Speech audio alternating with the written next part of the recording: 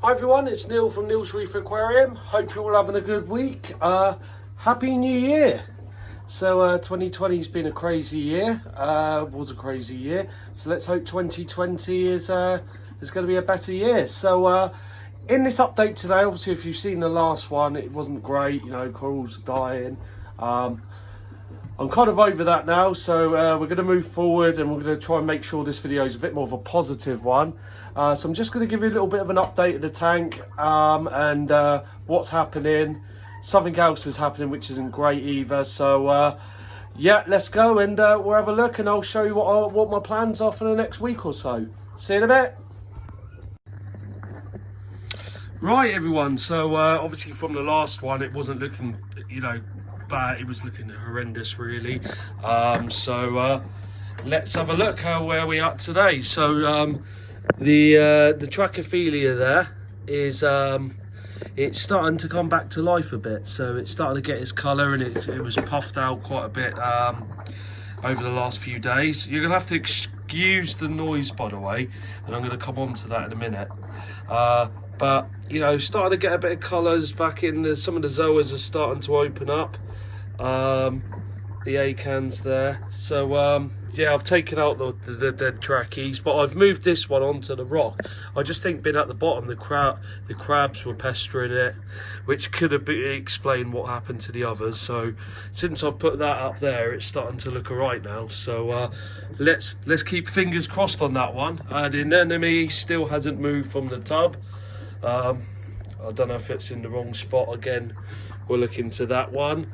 But lights have only just come on as well, but you know, it's not as bad as I first thought. I know on that other video it looks all doom and gloom, and it was last week. But you know, let's be honest, the zoas, you know, they're not looking great.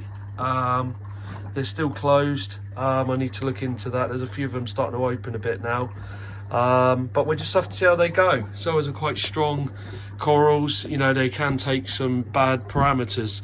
Now coming on to parameters, you're all probably wondering, like, you know, if you watch all my videos, that, you know, you done an ICP test a few weeks ago, and I forgot to go through the results. So we're gonna get the results up now, and we're gonna have a look at them, and just, you know, I'll show you what the results were. So back in a sec.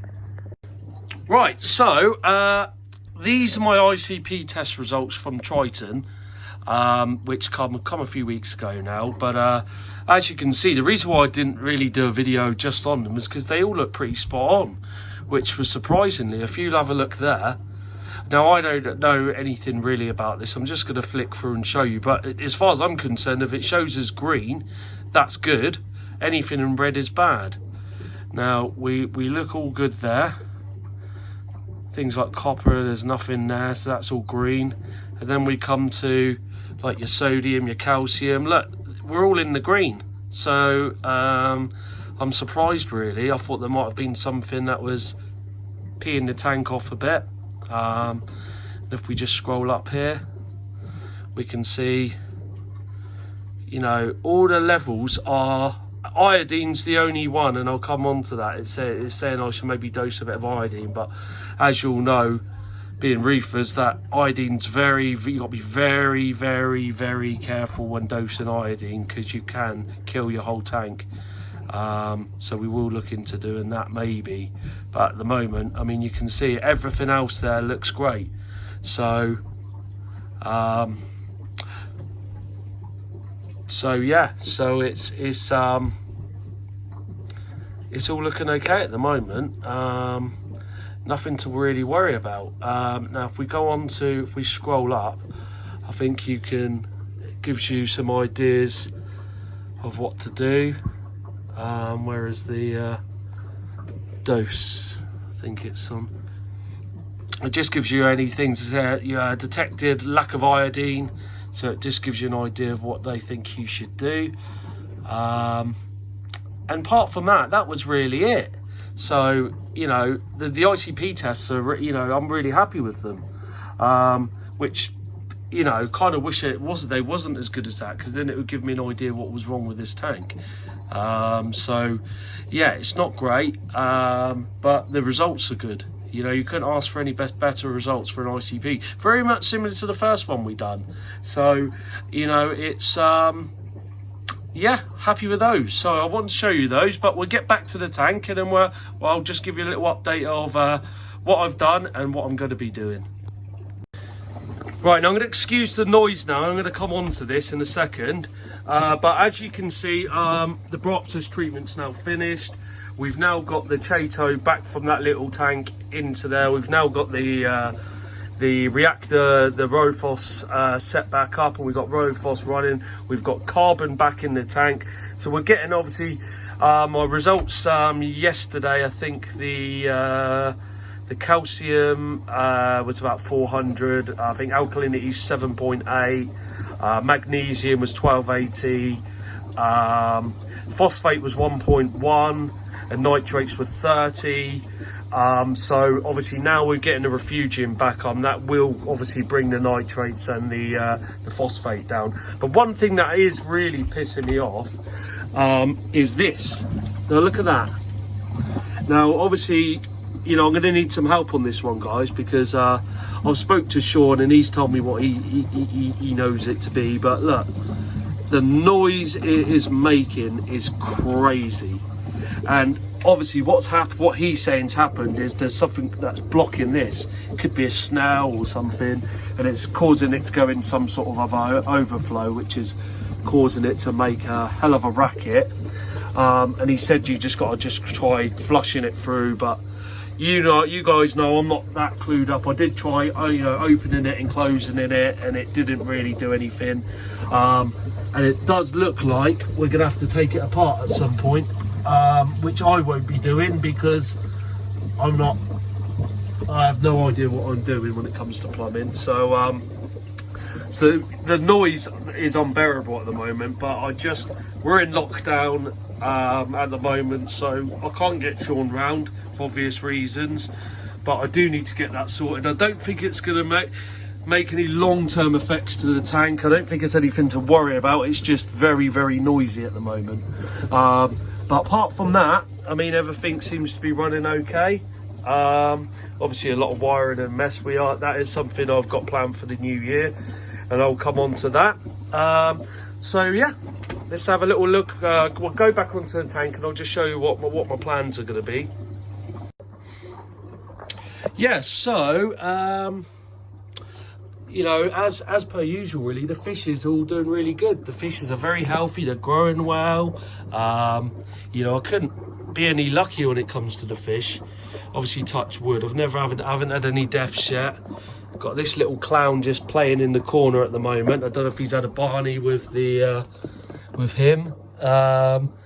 But yeah, obviously they're all hiding at the moment. Like, you know, the lights have just come on. The anemone, I've started to feed that. Now all I'm doing is turning the return flow off and just giving it a little bit of mysis with the trachea as well, which is I think might be helping. And that could be another thing. Maybe I didn't feed those trachees enough. I just put a bit of Reef target feed in them, and maybe I don't think that was enough. So so maybe that's something I need to look at. But what we are going to do is, as you know, I don't know if I can spot him anywhere, we've got a little mandarin, which is basically I'm putting 10 bags of those copepods in every week, and it's causing, obviously it's costing a lot of money. So what we're going to do is start culturing our own. So I've looked into this and I've figured out that little tank that we had, we can actually use that, and we're going to culture our own pods. So I'm just going to take the little lens off at the moment, just to show you what I'm going to be doing. Now you've seen the other tank, so we can't use the return pump, so we've got like a little air stone thingy in there. We can't use the Tunzi light because that's back on there, so we've got a little light. Got some tubing. And got like a little air stone, and that's the little check valve thing that stops it from siphoning the other way. So what we're going to do is we're going to put that into the other, get that other tank set. We'll keep the heater in there, and we'll change the water. I'm not going to do it all on camera. I think, you know, I might do a video of it afterwards once it's set up. But I've bought 20 packs of pods, and the idea is we're going to set this up and then put the pods in there, and then just keep dosing some phytoplankton each day. Or no, in fact, you've got to wait till it goes clear, and then you put it back in once it goes, once the green disappears, and just keep feeding them, and hopefully they'll start reproducing, and and I'll be able to harvest them each week to feed my tank. So that is the plan, and it's all, as you can see, the costs of the costs are very cheap to set all this lot up. So it will certainly pay for itself in the long run.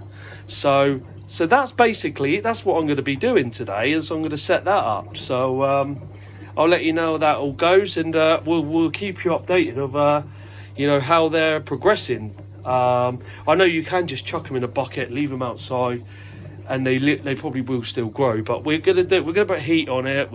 So the heat is it's going to sustain at 25, and we'll leave a little bit of chainsaw in there as well for them, so they've got somewhere to hide, and we'll see how it goes. And I really hope it works.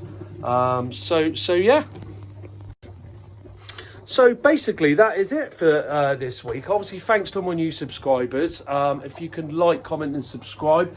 If you are, a lot of my people watch my videos and aren't subscribed yet. So if you can hit that subscribe button and hit the little bell, and then you'll get notified every week when I upload, which is every week at the moment.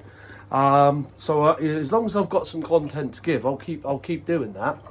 But I'm going to be positive. I mean, if you look at my videos, they are very negative, and they shouldn't always be that way. But I've got to be honest. If it's been a crap week and something's happened, I've got to show you guys. That's what this channel is all about. So, we're gonna, like I say in every video, we're gonna have ups, we're gonna have downs, but we're gonna get through this. I've got lots of vouchers. I've got about 150 quid's worth of vouchers for Christmas. We're not going to buy any corals at the moment for obvious reasons. I'm not keeping them alive. It's not fair on the corals, and it's not fair on me, and it's not fair on the people that are buying them for me. So we'll keep them for a side. They're not going to go anywhere. We got plenty of time to use them, but we want to get this. I want to get this tank stable now, get it back to how it used to be. And then we can look at, obviously, New Year. We're gonna look to upgrade these lights at some point, and just make this tank what I really want it to be, which is a colourful LPS stroke mixed reef tank. So that's what we're gonna do, and I am starting to think about fishes as well. To the point I'm thinking of taking a risk on a flame angel. So let me know in the comments what you think, what your experience has been on how putting a flame angel on a reef tank. Now, obviously it's going to be predominantly like LPS and softies, which is what they tend to go for. I know it's a coin flip, but I think I'm just going to take the risk with it, so it's going to be one of them. I've always wanted that fish. It looks amazing. So I probably will take the plunge on that. Don't know when. I might even use my vouchers and buy a flame angel. Who knows? So yeah, hope you like this video. Let me know in the comments, and I will be back next week. See you later.